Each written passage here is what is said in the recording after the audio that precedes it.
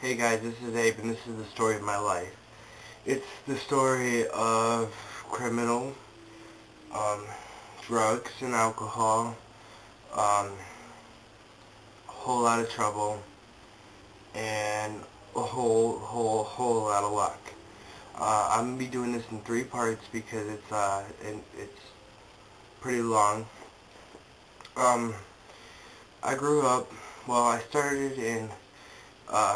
I grew up in a small town. And everything was fine. 5th grade went fine until 6th grade came along, which was the middle school, 6th through 9th grade. 6th grade came along, and well, let's start out with this. I had 2 brothers and 2 sisters. One sister I didn't know because she was too old. The second was a smart one, and the third one was my brother. And this is where my story starts. I was in 6th grade, and my brother, he was in a gang, and he ended up stabbing somebody, and it was by accident. What happened was he was running from the police, and he started to commit suicide with a knife. Well, one of the rival gang members saw him and tackled him. When they tackled him, they took him by his neck, and he went up and stabbed him. So that guy went down, and he went like this. He went all the way across. And he got life flighted and all that, and he almost died. But he ended up going to jail. And that really messed me up. And that was the start of all the hell that I went through, really. In 6th grade, that's when, I kind of let loose, and I needed to become somebody because I had a little brother below me, and I looked up to my older brother, and with my older brother gone, I became the strong child. I had to take care of everything. Well, so I stepped up in my role, and I started thinking, alright, you gotta do this, Abe. You're the badass. And I acted the part. I got into my first fight in 6th grade, which coincidentally led to me losing my virginity. So, yeah. But I don't want to get into that. But, so the 7th grade was, nothing but troubles too. It was the first time I actually got arrested because some guy said something about my little brother, and he was in my age. Well, I went and I found him, and I beat the living crap out of him until the police came. That was the first run-in with the law, and if you ever been locked up, and they call it the detention home for juveniles, just the DH.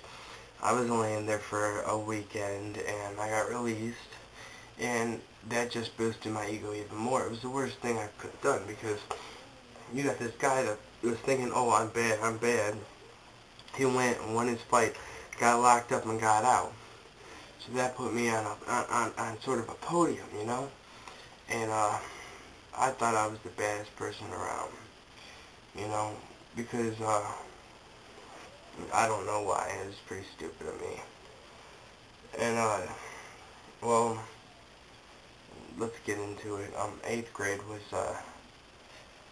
really not that good either. Mostly for the main part, 8th grade, well, okay, I decided to get drunk.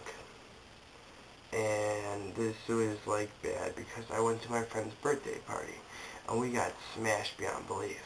Well, then we went up to the grocery store, me and this other guy that was at the same party, and wanted to get more drunk because there was other girls to go see. Well, we didn't end up making it because we ended up stealing 15 bottles of Pear Bay rum. If you guys don't know what that is, it's one of the most horrible drinks you could ever have. It is so nasty. To this day, even if I find, like, coconut shampoo, I can't touch it because it just smells just the same, and I can't. Well, I thought that I was being smart, and I was going over, and I knew that I was way too drunk for my own good, so I had to make it to smoke some weed to balance it out, uppers with downers, right? Guys, that's not the right thinking, trust me. So, I ended up collapsing in the park, and my so-called friends that were with me lifted me up and carried me. Not home. No. Because only a smart person would carry you home. They went up across the railroad tracks and threw me in the woods. Left me basically for dead. Because I don't know about this. You know, anybody younger, I do not condone drinking in any way. But if you do drink and one of your friends start to throw up, you do not leave them because they can die on that. If they were laying, you know, let's say back up and they started to throw up, it's going to go straight back in their mouth. And, you know, they'll die. And you will go to jail for murder. So why not take the underage drinking charge instead of murder? You know? I mean, this is retarded. But I was lucky enough to get across the tracks, and I went to my friend's house. Or so I thought it was my friend's house. Because in the development, all the houses were the same. And I fell over. And, I didn't make it. You guys asking what? I didn't make it. Because the ambulance came and got me, and, I wasn't breathing for, what was it, like a minute and a half. And, they pronounced me and I came back to life. And, yeah. So I died. Believe it or not, I died because of this stuff. Well, I got out, you know, and I still wasn't in my ways. And the drugs they had me on, you know, I was just so crunked out of my mind. And, you know, I didn't even have to pay for drugs because of the drugs they had me on. And, I got a blood clot 3 weeks later. And when I got the blood clot, I went back in the hospital, and they said it was because of the medication that I was on. But, I saw something fly out of my mouth, you know, like a religious experience. They were floating around, and I remember this is like 3 o'clock in the morning, and this little guy that thought he was a hard ass was on the phone. Mama, get your ass up here. Get up here now, because I was freaking out, you know. She stayed with me for the night, and the blood clot, it can be serious. And it doesn't really happen to younger people, but it did to me. And, then